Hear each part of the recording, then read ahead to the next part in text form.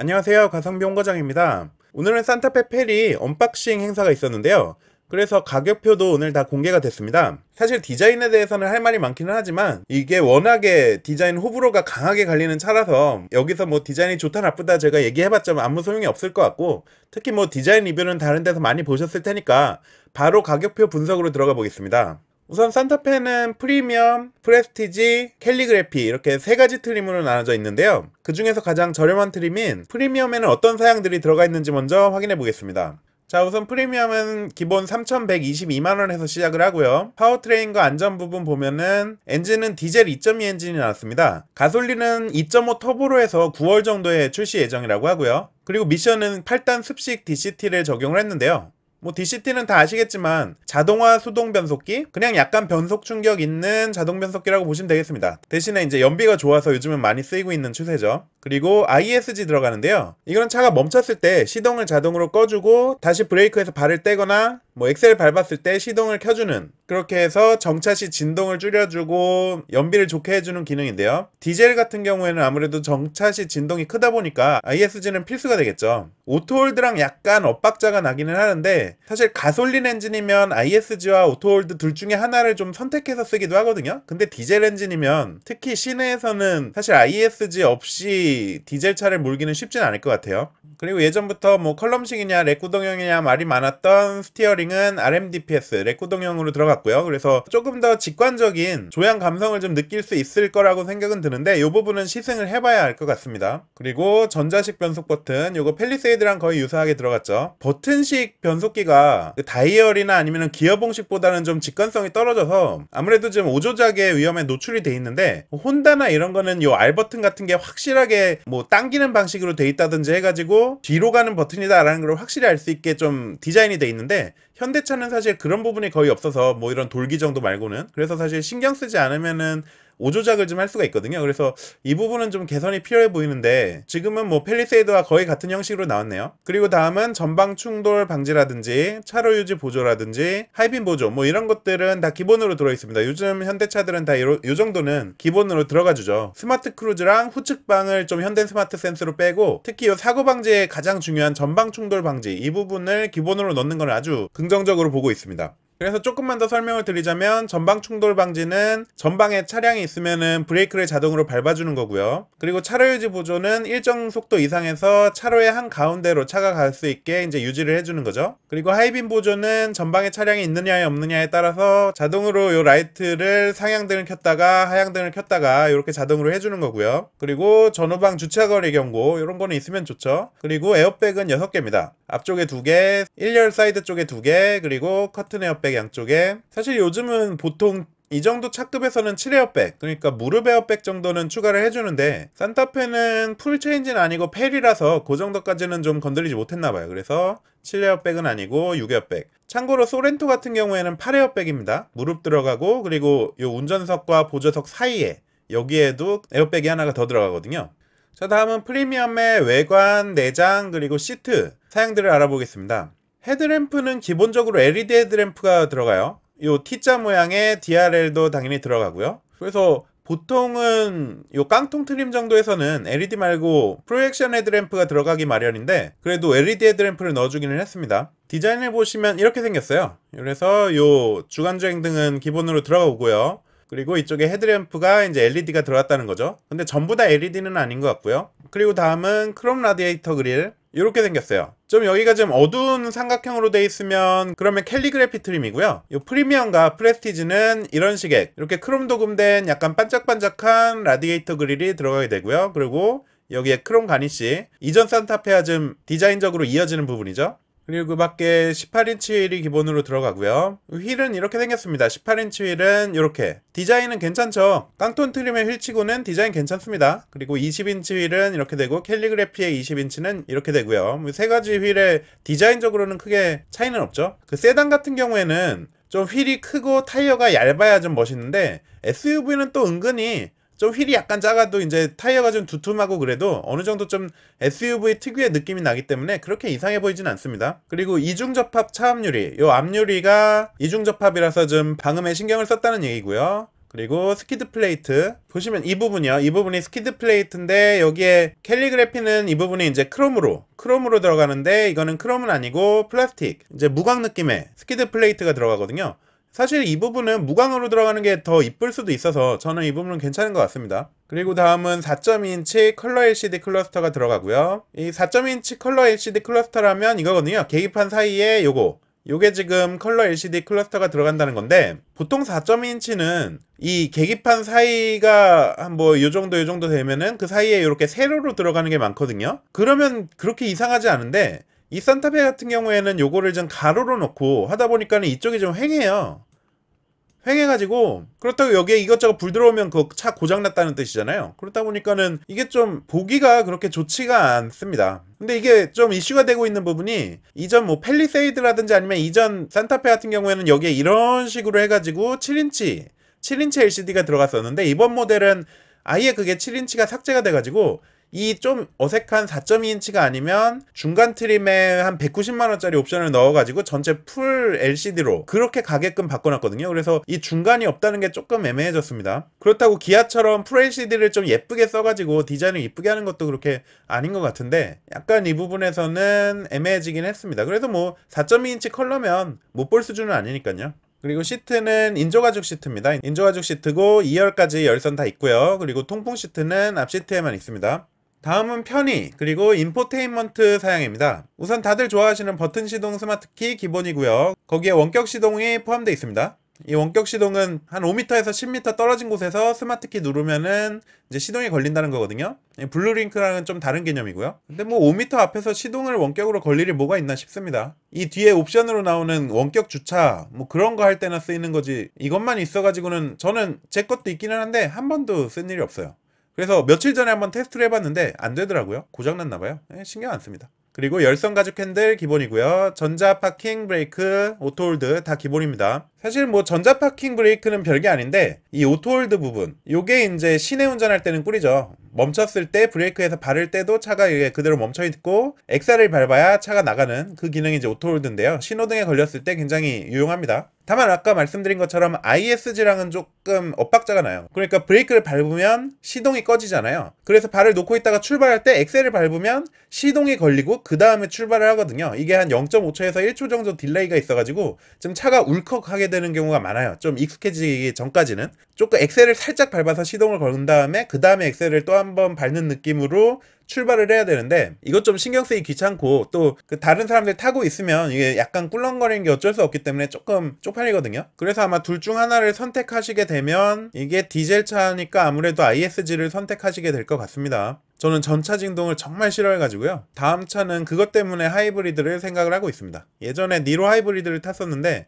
그거 타다가 일반 내연기관차 다시 돌아오니까 전차 진동을 못 참겠어요. 그리고 크루즈 컨트롤 들어가 있고요. 스마트 크루즈는 아니고 일반입니다. 그리고 USB 충전 포트 들어가 있고요. 1열, 2열에 들어가 있습니다. 요즘은 다들 핸드폰 하나씩 잡고 있으니까 차에 충전선 두세 개 있지 않으면 싸움나요. 싸움나. 그리고 오토라이트 이거 무조건 있어야 되죠. 밤에 자동으로 헤드라이트 켜지게 하는 기능입니다. 그리고 약간 특이한 부분이 PTC 히터. 이게 지금 보니까 원래 히터는 내연기관 차들은 다 엔진열 가지고 히터를 돌리잖아요. 그러다 보니까는 초반에 차 엔진이 데펴지기 전까지는 히터가 좀 차가운 바람이 많이 나오는데 산타페 같은 경우에는 전기 히터를 설치를 해놔가지고 처음부터 좀 따뜻한 바람이 빨리 나오게 그렇게 좀 해놨다네요. 보통 전기차에서 많이 쓰는 기술인데 이 부분을 산타페에도 적용을 했습니다. 다른 차들도 이게 적용이 돼 있는지는 모르겠네요. 가격표에 이거를 표시한 거는 저는 처음 본 것 같아요. 그리고 8인치 디스플레이 오디오. 이거는 지금 여기 보이는 거는 이제 10.25인치 팰리세이드 같은 차들에 쓰이는 10.25인치 내비게이션이고요. 8인치 디스플레이 오디오는 이렇게 생겼습니다.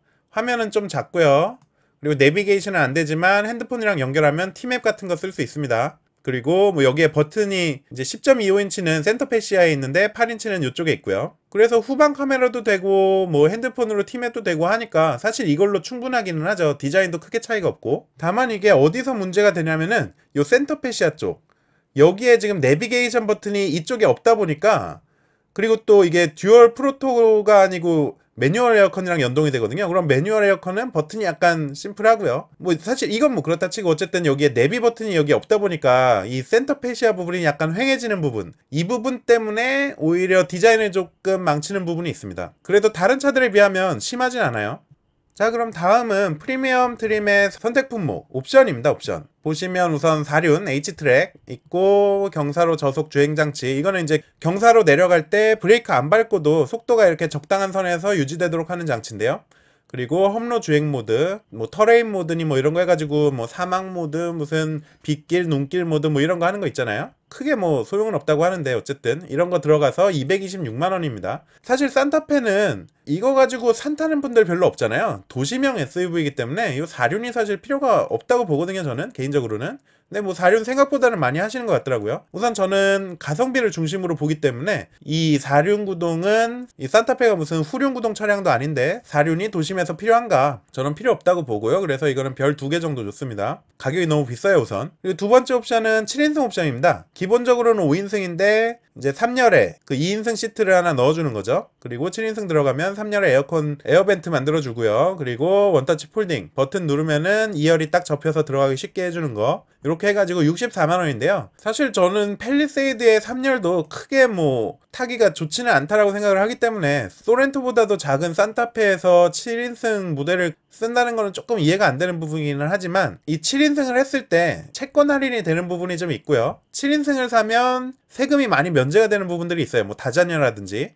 이런 분들한테는 유용할 수가 있습니다. 뭐 이 금액 이상을 세금으로 뽑아낼 수 있으시면 하시는 것도 괜찮죠. 대신에 연비가 나빠지는 부분은 조금 감안을 하셔야 됩니다. 그리고 다음은 빌트인 캠, 즉 블랙박스죠. 블랙박스에 보조 배터리 기본으로 붙어 있네요. 그런데 가격이 59만원. 사실 이 블랙박스는 그냥 싸제로 하는 게 편하지 않은가 하는 생각이 좀 있기도 하고, 그리고 빌트인 캠의 성능이 최근 싸제 블랙박스를 따라오지 못한다는 얘기도 있어요. 그리고 또 이런 얘기도 있죠. 이런 식으로 이제 후방 카메라가 외부에 있다 보니까 뭐 비 오는 날 같은 경우에는 물방울이 많이 맺혀가지고 잘 보이질 않는다, 뭐 이런 얘기들도 좀 있어요. 싸제 같은 경우에는 유리 안쪽에 하잖아요. 물론 유리에 빗방울이 맺히긴 하지만 이 흘러내리기 때문에 이것보다는 좀 덜 맺히는데, 그래서 빌트인 캠은 쓰시는 분들이 그렇게 추천하지는 않더라고요. 그래도 싸제 블랙박스 막 주렁주렁 있는 거 싫다 하시는 분들은 뭐 달면 되겠죠. 다음은 파노라마 선루프, 거기에 루프렉 달리고 LED 실내등 들어가고 해가지고 123만원이요 사실 선루프는 워낙에 이건 그냥 호불호 갈리는 영역이고, 중고차 팔 때도 선루프는 뭐 거의 제값 다 받는다 할 정도로 가격 방어를 잘하기 때문에 넣고 싶으신 분은 고민 없이 넣으셔도 상관없을 것 같습니다. 근데 제가 팰리세이드에 있는 거 써보니까 약간 애매한 부분이 있기는 해요. 원래는 선루프 저는 뭐 안전 문제도 그렇고 별로 안 좋아하는데, 팰리세이드는 아무래도 좀 실내, 그러니까 좀 밝은 원그레이잖아요. 그래서 좀 채광 같은 것도 있고 해가지고 선루프를 달아봤는데, 아예 아침하고 저녁 같은 때, 그러니까 출퇴근 시간에는 괜찮은데 주말에 낮에 타고 다닐 때는 햇빛이 너무 세가지고 결국에는 닫고 다니게 되더라고요. 그러면 낮이나 밤에는 소용없고 뭐 출퇴근 시간 정도에만 쓸 수 있는 선루프가 꼭 필요할까? 뭐 이런 생각이 좀 들고 있습니다, 제가 써보니까. 그리고 멀티미디어 내비 플러스 128만원이고요 달리는 거 보면은 10.25인치 내비 아까 보셨죠. 그리고 듀얼 프로토 에어컨, 그 온도 맞춰놓으면 뭐 24도로 맞춰놓으면 계속 이제 24도로 뭐 찬바람이건 더운 바람이건 나오면서 온도를 맞춰주는 거고요. 그리고 블루링크, 이거 핸드폰으로 원격 시동 거는 거, 뭐 문 잠그는 거, 문 여는 거 이런 거 쓰는 거고요. 아무래도 여름이나 겨울에 지하 주차장 안 쓰시는 분들은 이 블루링크는 무조건 하셔야 돼요. 에어컨이나 히터를 미리 틀어놓을 수 있으니까. 그리고 예전에는 2년 무료였는데 요즘에는 이제 5년 무료 하고 있잖아요. 그래서 외부 주차장 쓰시는 분들은 블루링크는 꼭 하시라. 뭐 저는 실내 주차를 쓰다 보니까 블루링크 쓸 일이 거의 없기는 하더라고요. 가끔 뭐 키를 안 가져왔을 때 문 여는 정도? 그리고 하이패스 들어가고 운전자 인식형 스마트 주행 모드, 뭐 이건 별거 아닙니다. 하여튼 그래서 128만원인데 굉장히 꿀이긴 해요. 이 내비게이션 디자인적으로도 좋고, 아까 그 센터페시아 디자인도 그렇고요. 그리고 프로토 에어컨도 괜찮고 블루링크 해가지고 128만원이면 가격적으로도 나쁘지 않은데, 그럼에도 불구하고 이게 꼭 있어야 되나 하는 생각이 들기는 들어요. 뭐 사실 현대차 내비 못 믿기 때문에 그 내비 있어도 안 쓰시는 분들 많잖아요. 그냥 핸드폰 티맵 쓰고 많은 분들, 그런 분들은 그냥 8인치 디스플레이만 있어도 충분하거든요. 그리고 프로토 에어컨 싫어하시는 분들도 있어요. 수동 에어컨 딱 1단, 2단, 3단 조정하는 게 마음에 들지, 저도 프로토 에어컨 하다 보면은 바람이 영 시원치 않아서 그냥 제가 바람 세게 하고 뭐 온도 더 낮추고 뭐 하다 보면은 이건 뭐 수동 에어컨처럼 프로토 에어컨을 쓰고 있나 하는 생각도 들 때가 있거든요. 그래서 이 부분은 블루링크 필요하시고 프로토 에어컨 좋아하시고 뭐 현대차 내비 잘 쓰신다 하는 분들은 무조건 하시면 되고요. 그렇지 않다 하시는 분들은 한번 생각을 해보세요. 근데 디자인적으로 좀 들어가야 되는 부분들이 좀 있습니다. 다음은 스마트 센스 88만원이고요. 스마트 크루즈 들어가고요. 앞차랑 거리 자동으로 조정해주는 거, 그리고 후측방 충돌 방지 보조, 이제 좌측이나 우측으로 끼어들기 같은 거 할 때 다른 차가 오고 있으면 경고 주고, 그리고 좀 위험하면은 핸들 반대로 틀어주고요. 그리고 후방 교차 충돌 방지 보조, 요거는 잘 모르시는 분들도 많은데 뭐 제 영상을 많이 보셨으면 아시겠지만, 예를 들어 뭐 골목길 같은 때 아니면 뭐 화단이나 이런 거 있는 길에서 차를 뒤로 빼고 있다, 그러면은 사실 운전자는 여기 있고 이쪽이 잘 안 보이잖아요. 그래서 그냥 감으로 뒤로 뺄 수밖에 없는데, 근데 이쪽에서 차가 오고 있으면 제 차를 딱 끽 멈춰줘요. 이것 때문에 저도 한 두세 번 정도 굉장히 좀 위험한 상황을 넘긴 적이 있는데, 굉장히 있으면 유용한 기능입니다. 교차 충돌 방지 보조. 그리고 뭐 안전하차 보조, 뒤에서 차가 오고 있으면 이제 문 안 열리게 하는 거예요. 이런 것들도 아이들 있으신 분들한테는 중요하죠. 그래서 스마트 센스는 가격도 88만원 괜찮고요. 요거는 사실 스마트 크루즈 없는 차는 나중에 중고차 팔기도 힘들 거예요. 그래서 무조건 넣어야 되는 거 별 5개. 다음에 플래티넘은 108만원이고요. 구성되어 있는 사양을 보면은 디지털 키, 요거는 이제 키를 안 갖고 다니고 그냥 핸드폰만 있어도 차 문 열고 운전하고 다 할 수 있는 거예요. 그냥 핸드폰이 키가 되는 겁니다. 그리고 헤드업 디스플레이, 뭔지 아시죠? 이렇게 차 유리에다가 뭐 속도라든지 아니면 스마트 크루즈 지금 얼마에 세팅돼 있다든지, 아니면 차선을 인식하고 있는지 없는지, 앞에 차가 어디에 있는지, 그리고 과속 카메라, 뭐 아니면 내비게이션, 이런 거 다 보여주는, 이게 헤드업 디스플레이인데, 이게 지금 플래티넘 1이 내비게이션을 달아야 달 수 있는 거거든요. 이 스마트 크루즈하고 내비게이션하고 헤드업 디스플레이가 굉장히 연동성이 좋아요. 그래가지고 이 스마트 크루즈의 거리 조절 같은 거 1단계에서 4단계까지 이제 앞차와의 거리를 조절하는 기능이 있는데, 그거를 굉장히 자주 쓰게 되는데, 이거를 이쪽에 아래쪽에 계기판에서 보면은 좀 시야를 앞쪽을 많이 놓치기 때문에 그런 부분도 많이 쓰고, 뭐 내비게이션은 뭐 크게 많이 안 보는 것 같아요, 저는 습관적으로. 뭐 어쨌든 이 세 가지 기능이 굉장히 연동성이 좋아서 헤드업 디스플레이도 필요하고 디지털 키도 좋다 하시는 분들은 플래티넘도 넣으시면 될 것 같습니다. 근데 뭐 필수는 아닌 것 같아요. 자, 그래서 프리미엄 트림에서 제가 추천하는 옵션은 우선 스마트 센스 88만원짜리 해가지고 3210만원 되고요. 이게 가장 최고의 가성비입니다. 다음으로는 이 위에다가 내비게이션을 추가하는 거, 그러면 128만원 추가가 돼가지고 3338만원이고요. 아까 말씀드린 것처럼 내비게이션 뿐만 아니라 센터페시아의 인테리어에도 영향을 주기 때문에 이런 부분에서 이제 감성 만족도가 분명히 플러스가 되는 부분이 있습니다. 꼭 내비를 쓰지 않아도요. 그리고 여기에서 좀 부족하다 싶으신 분은 뭐 헤드업 디스플레이나 디지털 키가 꼭 필요하다 하시는 분은 108만원을 추가하셔서 3446만원까지 올라갈 수는 있을 것 같아요. 그래서 제가 보기에는 이 프리미엄 트림에서 선택을 할 때는 이 멀티미디어 내비 플러스를 추가한 3338만원짜리 이 트림이 가장 가성비가 좋은 것 같습니다. 이 정도는 돼야지 그래도 돈 쓰는 맛이 좀 있는 거죠. 자동차는 감성으로 사는 거니까요. 뭐 그 밖에 프리미엄 초이스라는 트림이 또 따로 있기는 한데 그냥 옵션이랑 마찬가지예요. 1열에 전동 시트 달아주는 거, 그리고 전동 트렁크. 물론 이 전동 트렁크가 감성을 건드리는 부분이 있기는 한데 다음 트림으로 넘어갈 때 자동으로 들어가는 거면 몰라도 굳이 이거를 83만원 주고 넣어야 되나 하면 그건 좀 아니에요. 전동 시트는 뭐 좋아하시는 분은 있겠지만은 저는 메모리 시트가 없는 전동 시트는 굳이 뭐 수동 시트에 비해서 메리트가 없다라고 생각을 하기 때문에 전동 시트도 크게 저한테는 다가오진 않고요. 그리고 그 밖에 뭐 7인승이나 썬루프나 이런 거는 취향에 따라 선택을 하시면 되고, 빌트인 캠이나 사륜은 비축이긴 한데 뭐 빌트인 캠 정도는 하셔도 괜찮고요. 사륜은 필요하신 분들이 하시면 되겠습니다. 뭐 시골길 다니시는 분들, 뭐 산길 좀 험한 데 다니시는 분들은 사륜 필요하시겠죠. 자, 이렇게 해서 가장 저렴한 트림인 프리미엄 트림에 대해서 알아봤고요.